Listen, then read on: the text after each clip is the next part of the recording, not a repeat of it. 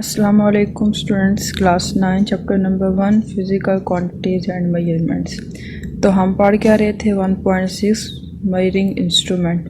Measuring instrument मैंने आपको पहले बताया कि जो फिज़िकल क्वांटिटीज़ को मेजर करने के लिए इस्तेमाल होते हैं, यानी जो इनकी वैल्यूज़ को डिफाइन करते हैं, उसे हम कहते हैं पैमाइशी आलात। तो पैमाइशी आलात हमारे पास सबसे पहला था मीटर रॉड। मीटर रॉड क्या होता है? हमारे पास लंबाई की पैमाइश का आला है, यानी लंबाई को मेजरमेंट करता है। और हमारे पास ये किसी चीज़ की लंबाई या दो पॉइंट्स के दरमियान फासले की पैमाइश के लिए इस्तेमाल होता है। दूसरे नंबर पर हमारे पास मेजरिंग टेप। ये भी हमारे पास लंबाई की पैमाइश करने के लिए इस्तेमाल होती है। ये आमतौर पर हमारे पास इंजीनियर्स और ब्लैकस्मिथ मेजरिंग टेप यूज़ करते हैं। तीसरे नंबर पर हमारे पास है वर्नियर कैलिपर्स। और वर्नियर कैलिपर्स हमारे पास क्या है?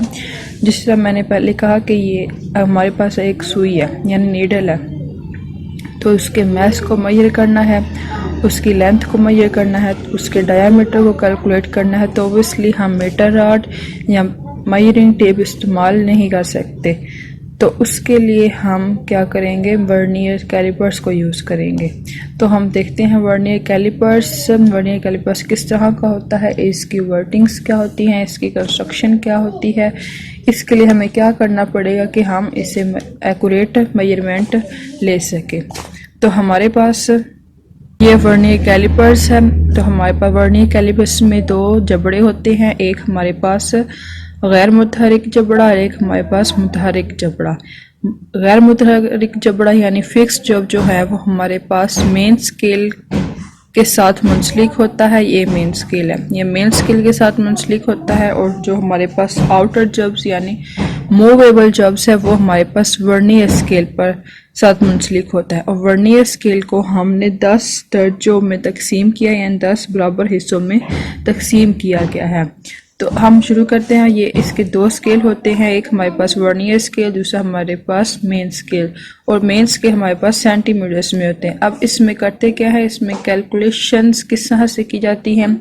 तो सबसे पहले हमने इसकी कंस्ट्रक्शन देख ली कि हमारे पास दो स्केल आए, एक वर्नियर स्केल, एक मेन स्केल। तो सबसे पहले हम इसकी रीडिंग मालूम करने के लिए क्या करते हैं, सबसे पहले हम इसका ज़ीरो एरर मालूम करते हैं। किसी भी मेजरमेंट को देखने के लिए हमें ये देखना पड़ता है कि ज़ीरो एरर तो नहीं है। तो ज़ीरो एरर वो होता है जो हमारे पास ज़ीरो एरर वो होता है जो वर्नियर स्केल की ज़ीरो लाइन मेन स्केल की ज़ीरो लाइन के बिल्कुल सामने हो, यानी एन सामने हो, तो उससे हम ज़ीरो एरर सिफर होगा। अगर हमारे पास वर्नियर स्केल की ज़ीरो लाइन मेन स्केल की ज़ीरो लाइन के बिल्कुल सामने ना हो, तो हमारे पास ज़ीरो एरर जो है वो सिफर नहीं होगा। तो हमारे पास ज़ीरो एरर दो तरह के होते हैं, एक पॉजिटिव होता है, एक नेगेटिव होता है। यानी हमारे पास ज़ीरो एरर दो तरह के होते हैं, पॉजिटिव और नेगेटिव।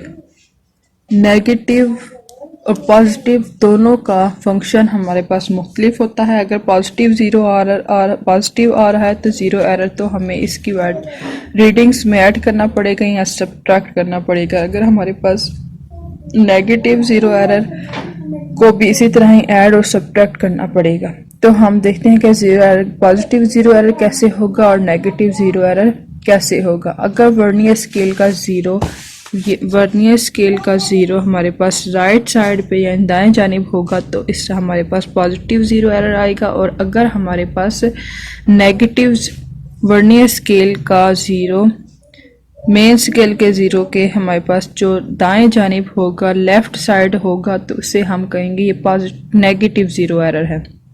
हमने इसके जबड़ों को बंद किया तो ज़ीरो लाइन, ये जो ज़ीरो है वो ज़ीरो लाइन पे नहीं आई, तो ज़ीरो एरर एग्जिस्ट कर रहा है। बट ज़ीरो एरर को किस तरह से रिमूव किया जा सकता है, इसके लिए हम फर्दर इसको मूव नहीं करवा सकते, बल्कि क्योंकि हमारे पास ये दोनों बिल्कुल अटैच हैं। या हम ऐसा भी नहीं कर सकते कि थोड़ा सा इनको ओपन करवा लें, तो इससे हमारे पास वैल्यू बिल्कुल ही गलत आएगी। इनको आपस में अटैच ही होना चाहिए। तो इसको मूव करवाने के लिए जितना भी ज़ीरो आएगा उसको वर्नियर स्केल की कौन सी लाइन मेन स्केल किसी भी लाइन से मिलती है, तो उसे लीस्ट काउंट से ज़रब देकर मेन स्केल की रीडिंग में जमा कर रीडिंग में हम जमा कर सकते हैं। तो लीस्ट काउंट हमारे पास क्या होता है? लीस्ट काउंट वो स्मॉलेस्ट वैल्यू है जो कि काउंट की जा सकती है फ्रॉम द डिवाइस यानी इंस्ट्रूमेंट। छोटी से छोटी रिंग हम काउंट कर सकते हैं इंस्ट्रूमेंट्स के साथ। तो हम इसके साथ वर्नियर कैलिपर्स को पढ़ रहे हैं, तो इसमें क्या होगा कि 1 सेंटीमीटर में हमारे पास 10 मिलीमीटर होते हैं। 10 मिलीमीटर में सिंगल हमारे पास 1 मिलीमीटर आएगा जो कि एक स्मॉल वैल्यू है, मतलब 10th लाइन। तो अब 1 मिलीमीटर को इसके पूरे स्केल का डिवीजन है, इससे कैलकुलेट किया जाएगा तो वो हमारे पास होगा लीस्ट काउंट। लीस्ट काउंट का फार्मूला हम देख लेते हैं। लीस्ट काउंट का फार्मूला हमारे पास है मेन स्केल की छोटी रीडिंग यानी smallest value of main scale over divisions, vernier scale की डिवीजन्स यानी वर्नियर स्केल दर्जों की तादाद। तो हमारे पास सबसे छोटी रीडिंग जो आई थी वो हमारे पास 1 मिलीमीटर थी। और वर्नियर स्केल में दर्जों की तादाद, मैंने पहले कहा था कि वर्नियर स्केल को 10 हिस्सों में तकसीम किया जाता है यानी दर्जों की तादाद हमारे पास 10 है। तो हमारे पास वर्नियर स्केल के दर्जों की तादाद कितनी है? 10। इनको डिवाइड करेंगे, हमारे पास लीस्ट काउंट क्या आ जाएगा? 0.1 मिलीमीटर।